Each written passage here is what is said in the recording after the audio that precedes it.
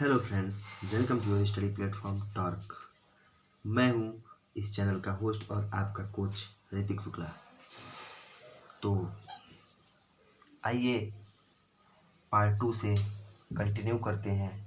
ये part 2 acid base and salt chapter का है। पार्ट 1 में हम क्या पढ़े थे? पार्ट 1 में हम कंप्लीट कर लिए थे एसिड और बेस की पहली प्रॉपर्टी। और वो पहली प्रॉपर्टी क्या है, एक बार हम रिकॉल करा देते हैं।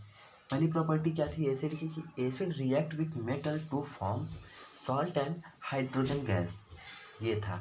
और कैसे चेक करेंगे कि हाइड्रोजन गैस आ रहा है? जाहिर सी बात है, जब हाइड्रोजन गैस को सोप सॉल्यूशन से क्रॉस करवाएंगे, मतलब सोप सॉल्यूशन से पास करवाएंगे जब पास हो गया, अब हाइड्रोजन गैस जो है वो सोप सॉल्यूशन से निकलेगा।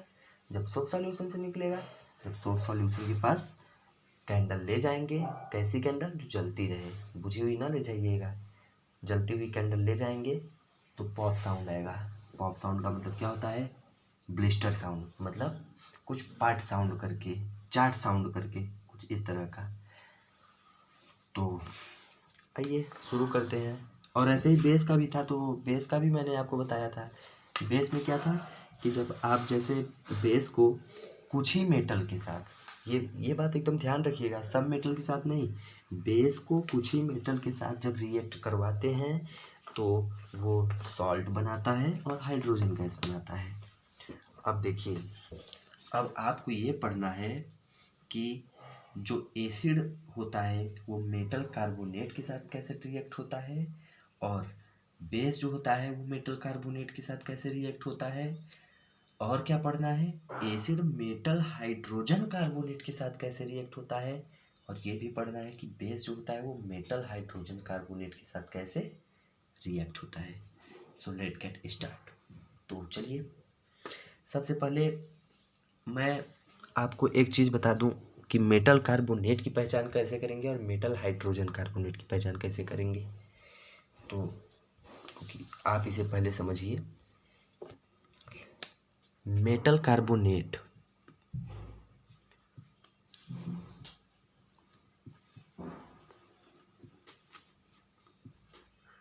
मेटल कार्बोनेट, अगर किसी मेटल के अंत में CO3 लगा रहेगा, सिर्फ CO3, तो आप क्या कहेंगे?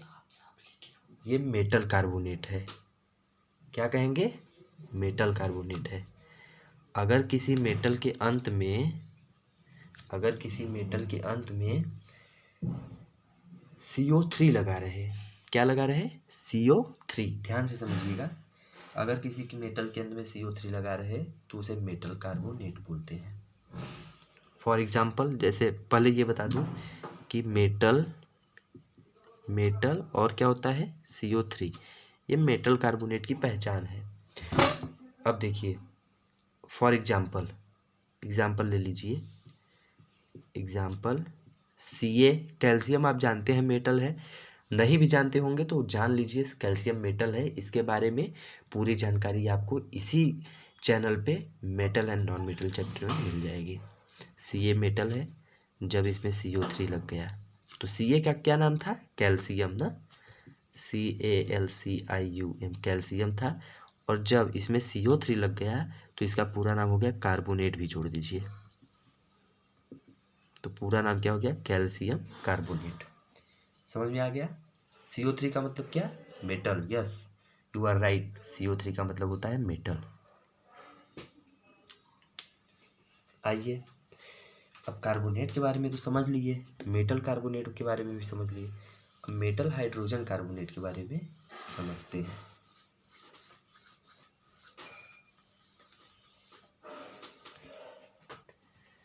मेटल हाइड्रोजन कार्बोनेट, नाम बड़ा है, कोई दिक्कत नहीं है, बड़े आसानी से समझेंगे, बस देखते रहिए।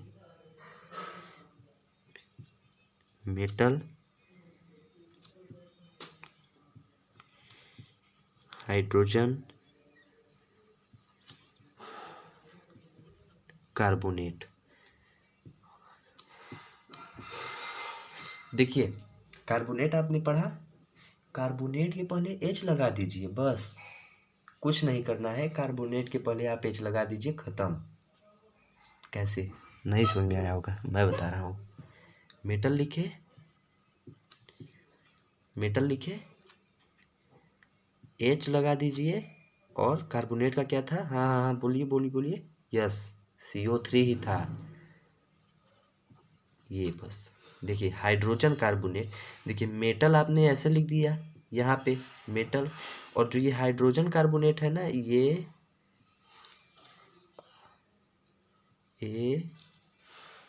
ये दोनों जो है ना, ये है HCO3।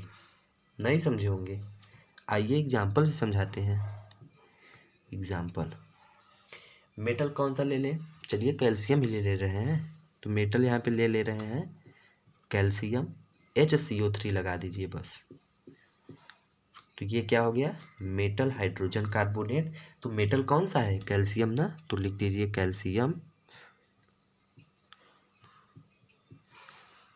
Calcium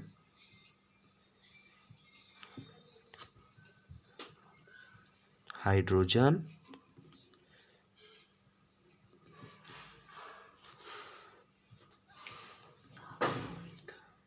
hydrogen carbonate. समझ में आया ना, हाँ तो ठीक है। अब जब मेटल कार्बोनेट और मेटल हाइड्रोजन कार्बोनेट जब आपको समझ में आ गया, तो आइए अब बाकी के बारे में पढ़ते हैं। इसके आगे क्या है, क्या इससे रिलेटेड आपका वो रिएक्शन वगैरह है, क्या टाइप्स हैं, सब आइए पढ़ते हैं।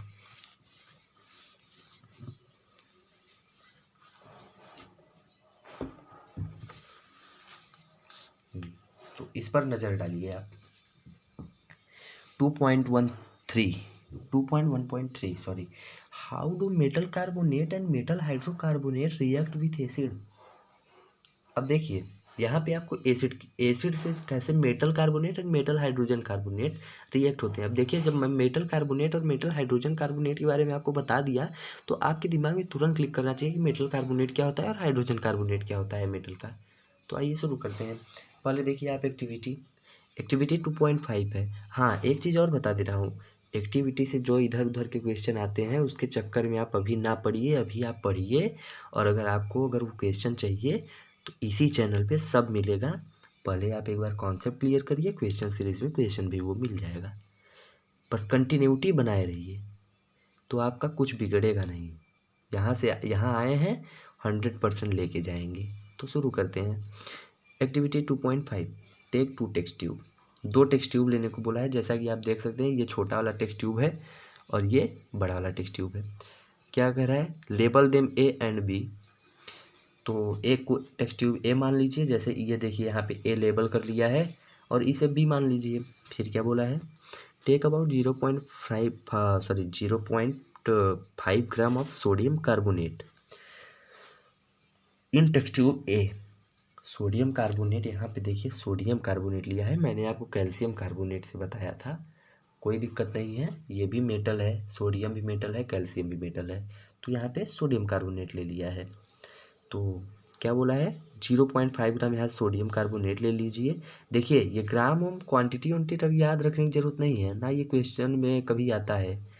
तो बस आप इतना याद रखिए कि सोडियम कार्बोनेट लिया था टेस्ट ट्यूब में, and about 0.5 gram sodium hydrogen carbonate. देखिए सोडियम हाइड्रोजन सॉरी एक सेकेंड गलती हो गई, माफ़ करिएगा। ये पहला टेस्ट ट्यूब है, इसमें सोडियम कार्बोनेट है और इसमें सोडियम हाइड्रोजन कार्बोनेट नहीं है, ये ना देखिएगा। फिर क्या कहा है, टेस्ट ट्यूब बी, जो दूसरा टेस्ट ट्यूब आप लिए होंगे, ये टेस्ट ट्यूब बी नहीं है, टेस्ट ट्यूब बी कोई और टेस्ट ट्यूब ले लीजिए, उसमें सोडियम हाइड्रोजन कार्बोनेट ले लीजिए। ये हो गया। Add about 2 ml of dilute HCl to both the test tubes. अब देखिए टेस्ट ट्यूब ए में क्या है, सोडियम कार्बोनेट है, तो सोडियम कार्बोनेट में आप क्या डाल दीजिए, 2 ml HCl डाल दीजिए। और टेस्ट ट्यूब बी में जिसमें आप सोडियम हाइड्रोजन कार्बोनेट लिए हैं, तो उसमें भी डाल दीजिए, क्या डाल देंगे, HCl डाल देंगे। HCl क्या होता है कमेंट में बताइए। जी हाँ आपने सही बताया, HCl एक हाइड्रोक्लोरिक एसिड होता है, स्ट्रॉन्ग एसिड होता है। आगे पढ़ेंगे स्ट्रॉन्ग एसिड क्या होता है। Pass the gas produce in each case through the lime water. अब देखिए आप लाइम वाटर के बारे में तो चैप्टर 1 में पढ़े ही होंगे। लाइम वाटर मतलब होता है कैल्शियम ऑक्साइड। क्या होता है? Calcium oxide, sorry, lime water होता है कैल्शियम हाइड्रो ऑक्साइड, क्योंकि वाटर आ गया तो हाइड्रो तो जरूर आएगा। लाइम वाटर होता है कैल्शियम हाइड्रो ऑक्साइड। हाँ, अब क्या बोला है, व्हाट डू यू ऑब्जर्व, जब लाइम वाटर में आप वो करेंगे, दोनों को लाइम वाटर से पास कराएंगे, जो गैस दोनों में से निकली है, तो आप क्या ऑब्जर्व करेंगे, ये आपका ऑब्जर्वेशन क्या है। तो आइए देखते हैं। देखिए यहाँ पे, the reaction occurring in the above activity is written as text tube A is equal to Na2CO3। देखिए CO3 आ गया, मतलब कार्बोनेट है, सोडियम कार्बोनेट है सॉलिड में टेक्स्ट, और फिर उसके बाद उसमें क्या डालना है, एक्वस सॉल्यूशन का HCl डालना है। तो क्या बन जाएगा, NaCl बन जाएगा, मतलब सोडियम क्लोराइड बन जाएगा, वाटर बन जाएगा, CO2 बन जाएगा। इसे आप लोग अच्छे से ध्यान दीजिए, मैं आपको लिख के बताऊंगा तो आपको ज़्यादा क्लैरिटी आएगी। आप लोग भी इक्वेशंस को खूब लिखिएगा ताकि प्रैक्टिस बनी रहे। क्या दिया था, टेक्स्ट ट्यूब ए, तो यहाँ पे मैं लिख दे रहा हूँ TA। टेक्स्ट ट्यूब ए समझ जाइएगा, इसका मतलब है Na2CO3 प्लस क्या दिया था, कौन सा था, हाँ HCl था, HCl ऐसे करेंगे। फिर उसके बाद अब देखिए किस में स्प्लिट होता है, तो पहला तो NaCl बनेगा, दूसरा क्या बनेगा, पानी बनेगा, हाँ H2O बनेगा। तीसरा क्या बनेगा, देखिए यहाँ जगह नहीं है तो मैं यहाँ लिख दे रहा हूँ CO2 बनेगा। CO2 जैसा कि आप जानते हैं गैस है, उड़ जाएगा। देखिए ये है आपका इक्वेशन, टेक्स्ट ट्यूब ए का इक्वेशन। आइए टेक्स्ट ट्यूब बी का इक्वेशन भी देख लेते हैं। टेक्स्ट ट्यूब बी में क्या था, सोडियम हाइड्रोजन कार्बोनेट था। तो सोडियम हाइड्रोजन कार्बोनेट में जब HCl डालेंगे तो क्या होगा, इसे आप स्क्रीनशॉट ले लीजिए। आई होप आप स्क्रीनशॉट ले लिए होंगे, मैं इरेज करता हूँ इसे।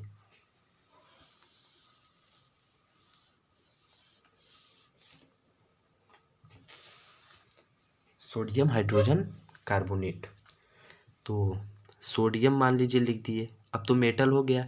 अब मैं ट्रिक भी आपको बताया था, अब कैसे लिखेंगे हाइड्रोजन कार्बोनेट, कुछ नहीं करना है, कार्बोनेट के आगे H लगा दिए, HCO3, बस यही है आपका।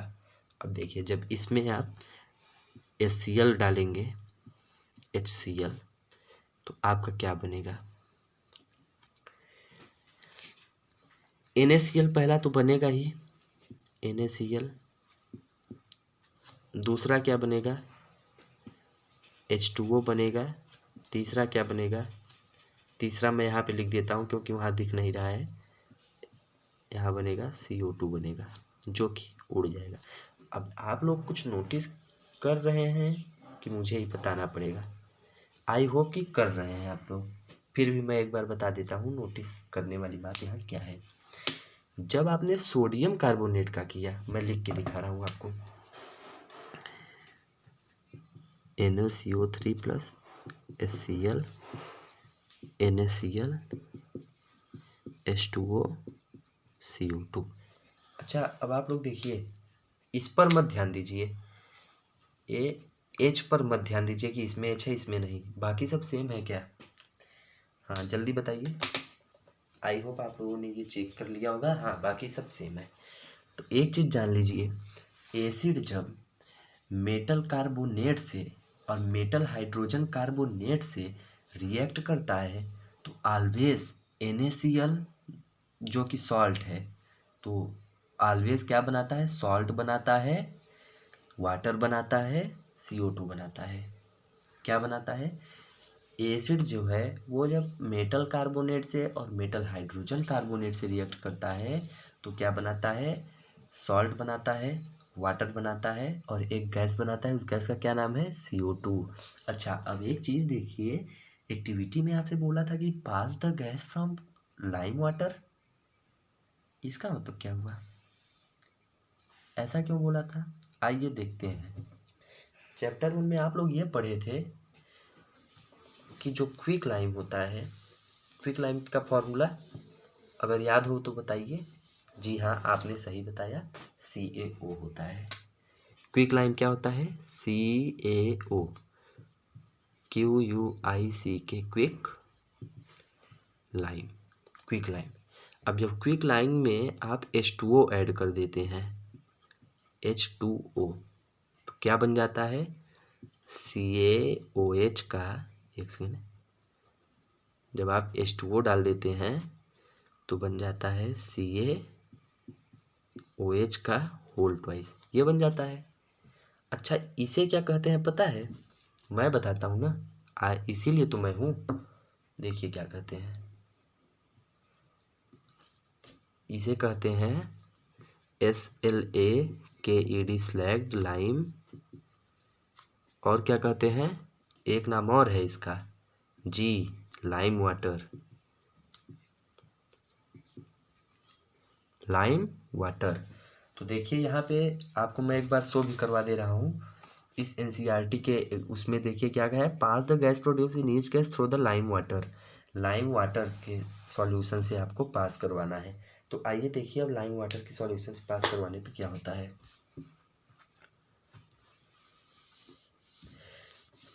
अब एक केस इमेजिन करिए, ये आपके डायरेक्ट क्वेश्चन में भी आ जाता है, इसलिए मैं एग्जांपल दे रहा हूँ। दीवार है आपकी, पुट्टी कराने का तो पैसा नहीं है, लेकिन हाँ, चूना से एक बार पुताई करवा देते हैं। तो चूना से जब आप पुताई करवाते हैं तो चूना तो गीला होता है, तो उस समय वो लाइम वाटर के फॉर्म में होता है। किस फॉर्म में होता है? लाइम वाटर के।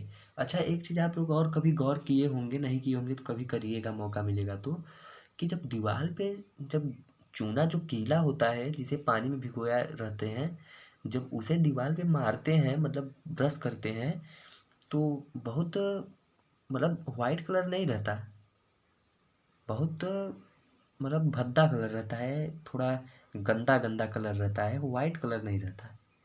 लेकिन सूखते ही एकदम वाइट हो जाता है, ऐसा क्यों? जी हाँ, इसका कारण यही है कि जो चूना, जब आप गीला चूना जो होता है, जब उसे चढ़ाते हैं ना दीवार पे, तो वो होता है कैल्शियम हाइड्रोक्साइड होता है, जिसे हम क्या बोलते हैं? लाइम वाटर बोलते हैं।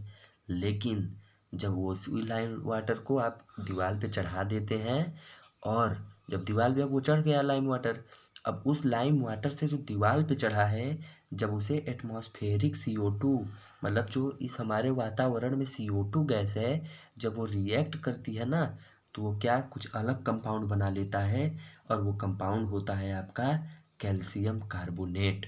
और कैल्शियम कार्बोनेट एकदम वाइट कलर होता है, इसीलिए जब सूख जाती है दीवार तो एकदम वाइट दिखने लगती है, क्योंकि सूखने पे लाइम वाटर से कैल्शियम कार्बोनेट में चेंज हो जाता है।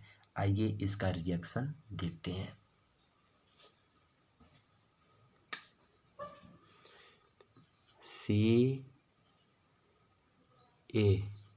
CaOH का होल ट्वाइस था ना, हाँ ये था। अब इसमें आप CO2 पास कराएंगे। अब भाई CO2 ये दीवार वाल तो लिखना नहीं है रिएक्शन में, रिएक्शन में सिर्फ आपको CO2 लिखना है, CO2 ही तो पास होता है। जैसे मान लीजिए ये दीवार है, रुकिए मैं पहले दीवार ना, हाँ पहले रिएक्शन लिख दूँ फिर दीवार का समझाऊंगा आपको। CO2 जब पास कराएंगे तो ये हो जाएगा CaCO3, CaCO3। देखिए यही कंपाउंड है, यही कंपाउंड है जो सब करता है। क्या करता है? वाइट कलर का रहता है, वाइट COLOUR कलर का रहता है। ये समझ में आया? अब देखिए कैल्शियम कार्बोनेट, अब आपके जो बुक में क्वेश्चन जो दिया है कि जो गैस पास हुई है, गैस कौन सी पास हुई है? CO2 पास हुई है। एक्टिविटी 2.5 में यही तो दिया है कि गैस कौन सी पास हुई है? CO2 पास हुई है। CO2 को आप काहे से वो कराइए, रिएक्ट करवाइए, मतलब पास करवाइए इससे, तो क्या बन जाएगा? ये बन जाएगा। इसीलिए बोला है मेरे भाई कि जब कैल्शियम हाइड्रोक्साइड से आप CO2 पास कराएंगे तो कैल्शियम कार्बोनेट बन जाएगा। अच्छा एक चीज़ और है, जब आप कैल्शियम हाइड्रोक्साइड से CO2 पास कराएंगे तो कैल्शियम कार्बोनेट बन जाएगा, जो कि एकदम वाइट कलर का होगा। लेकिन आप, मतलब हद हो गई है, सोच रहे हैं कि और CO2 डाल दूँ और ज़्यादा वाइट हो जाए, और CO2 डाल दूँ और ज़्यादा, अरे यार, सब्र का बांध तो टूट जाएगा।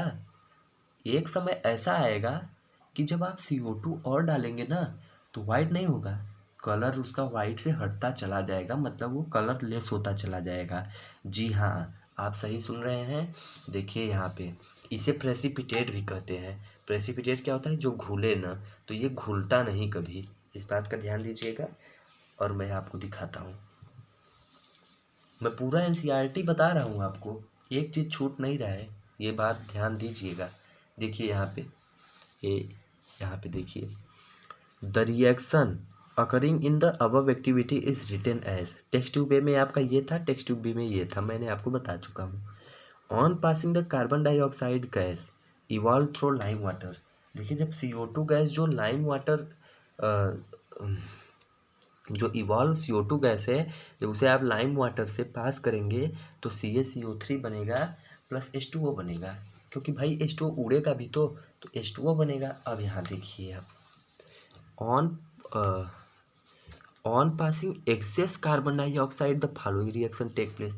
अब देखिए भाई, आप सोच रहे हैं कि CO2 डाले ही जाएंगे, तो CaCO3 तो पहले ही बना था और H2O पहले बना था, अब उसी में आप एक बार और CO2 डाल दे रहे हैं, तो क्या होगा? CaSCO3 बन जाएगा, जो कि एक्वस सॉल्यूशन होगा, प्रेसिपिटेट होगा, सॉरी प्रेसिपिटेट नहीं होगा, ये सॉल्यूबल होगा, मतलब ये पानी में घुलनशील होगा, ये घुल जाएगा। आइए देखते हैं क्या है। पहले क्या बना था? CaCO3, आप CaCO3 देखे थे। अब CaCO3 जो था, जब H2O भी उड़ा था और प्लस जब CO2 कर दिए तो क्या बना? CaHCO3। देखिए ये बन गया CaHCO3 का होल ट्वाइस, ये बन गया आपका, देख लीजिए। अब ये कब बना? दिए जा रहे हैं कार्बन डाइऑक्साइड एक्सेस अमाउंट में। When you pass the carbon dioxide in this reaction in excess amount, then this type then this type of the reaction take place. You can see this in this reaction. देखिए यहाँ gist दे रहा हूँ मैं आपको, ये concept buildup कर रहा है आपका, बस यही चीज़ NCERT में भी लिखा था। अब आप अगर NCERT पढ़ेंगे तो मैं बता रहा हूँ 100% आपको समझ में आएगा। यहाँ 2 लिखा है, इस बात का ध्यान दीजिएगा, 100% आपको समझ में आएगा। नहीं समझ में आएगा तो आपका भाई खड़ा है। चले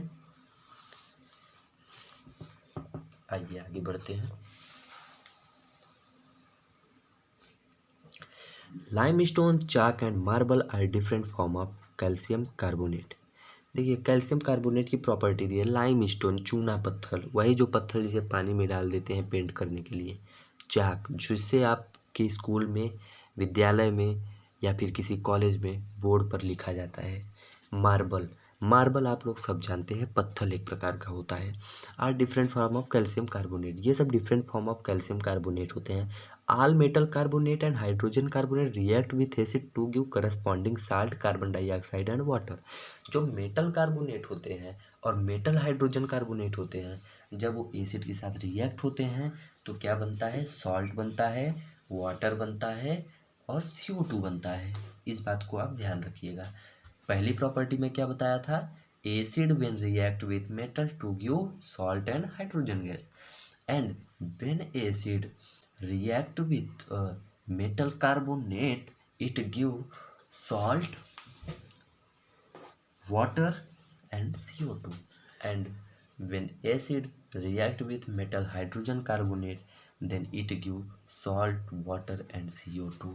In both the situation the formation of product is same, so you have to keep in mind that in both of the situation there is similar type of steps is taken place. Now I am moving ahead. Okay.